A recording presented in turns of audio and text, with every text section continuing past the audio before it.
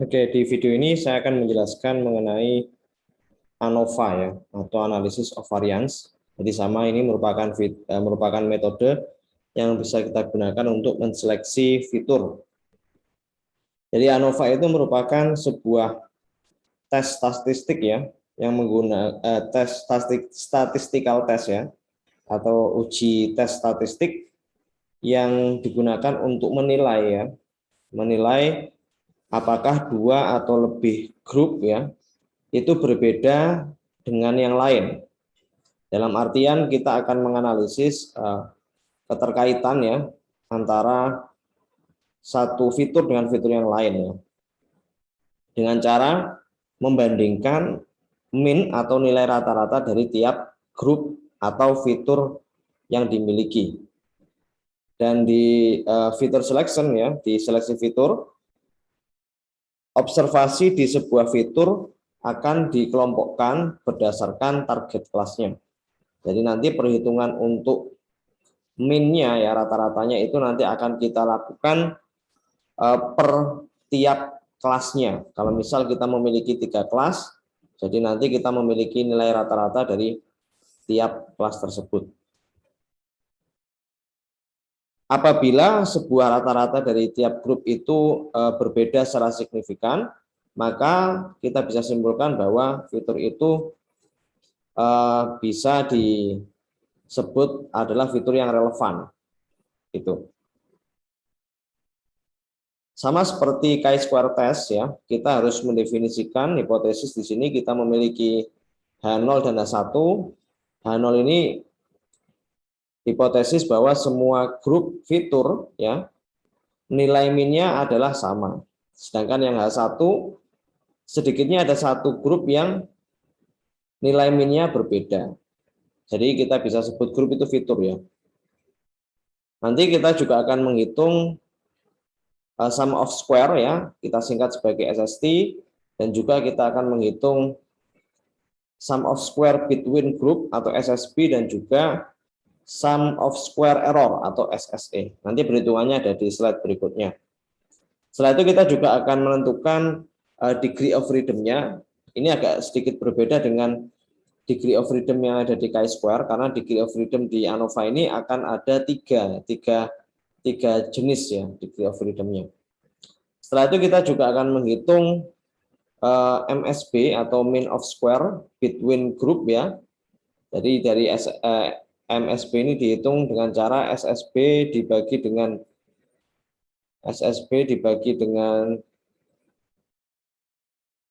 degree of freedom ya.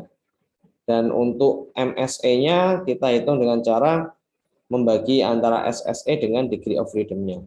Nah, nanti kita lihat degree of freedom-nya ada berapa jenis ya, 3 jenis tadi ya.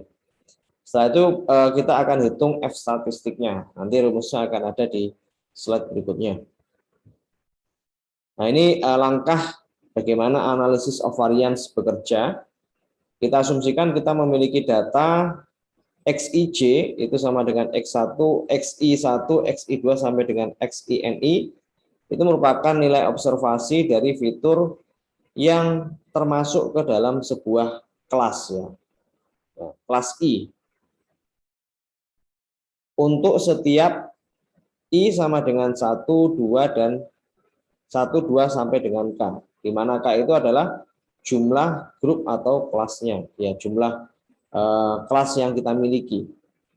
Jadi XIJ ini nilainya XI1, XI2 sampai dengan XINI ya, yang mana I ini menunjukkan bahwa ini nilai observasi untuk kelas ke I.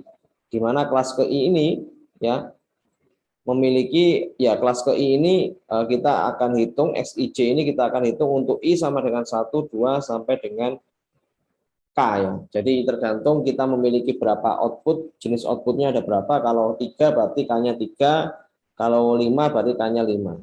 Seperti itu. Oke. Sedangkan ini N itu jumlah observasinya ya.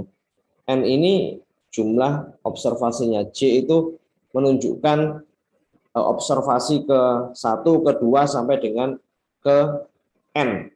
Yang mana N itu adalah jumlah observasi yang kita miliki. Setelah itu kita akan menghitung beberapa rumus sum of square ya. Kita hitung square-nya. Yang pertama kita akan menghitung nilai rata-ratanya X bar. Ini merupakan nilai rata-rata global untuk semua fitur. Itu rumusnya sama dengan 1 per N, sigma I sama dengan 1 sampai dengan K, di mana K itu adalah variasi kelasnya atau jumlah kelasnya. J sama dengan 1, sigma J sama dengan 1 sampai NI, ya, di mana J itu merupakan jumlah observasinya ya. Jumlah observasinya untuk kelas ke K ya. Ini kan NI ya. NI berarti kan jumlah observasi untuk kelas ke K. XIJ. Seperti ini. Nanti kita akan hitung rata-rata globalnya. Di mana N itu merupakan sigma I sama dengan 1 sampai dengan K, NI, yang mana N itu merupakan jumlah semua data kita ya, semua data kita. Dan X bar I itu merupakan nilai rata-rata 1 per NI, sigma J sama dengan 1 sampai dengan NI, yang mana ini merupakan nilai rata-rata untuk kelas ke I ya, kelas ke I, XI ya, X bar ini untuk kelas ke I ya.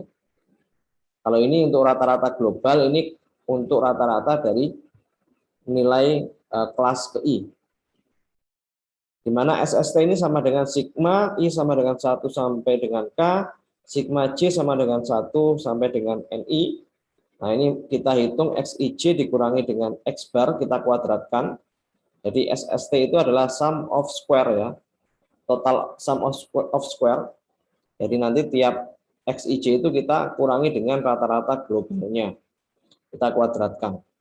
Sedangkan sum of square between-nya kita hitung dengan cara sigma I sama dengan 1 sampai dengan K, NI ya untuk jumlah observasi kelas ke I,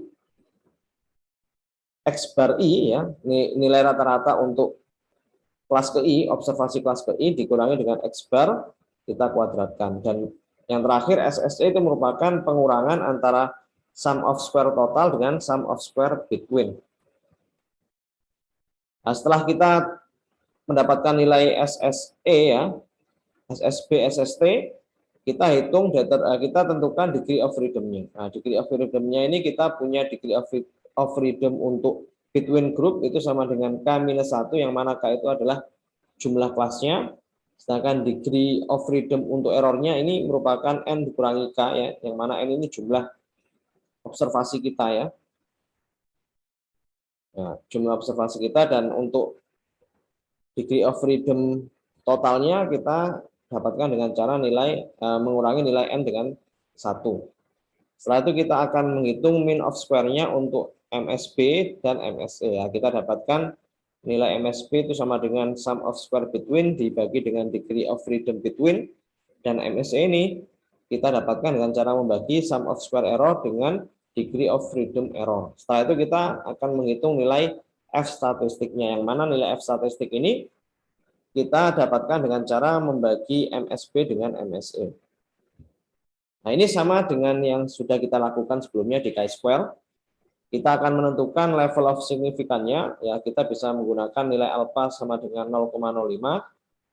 Setelah itu kita tentukan ya F statistiknya dengan degree of freedom dan degree of error, degree of freedom errornya dari distribusi F ya, dari tabel distribusi F statistik ya, nanti ada tabel distribusinya di sini. Nah, setelah itu kita tentukan P value-nya ya. Nah, kita bisa hitung nanti jika F statistiknya itu lebih besar dari F statistik dengan degree of freedom between dan degree of freedom error yang tadi kita dapatkan. Nah, atau kita bisa juga menghitung jika P value-nya itu kurang dari alpha. Kurang lebih mirip dengan yang ada di chi-square. Nah, ini kita bisa lihat.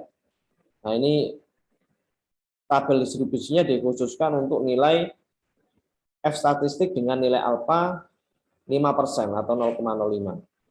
Seperti itu.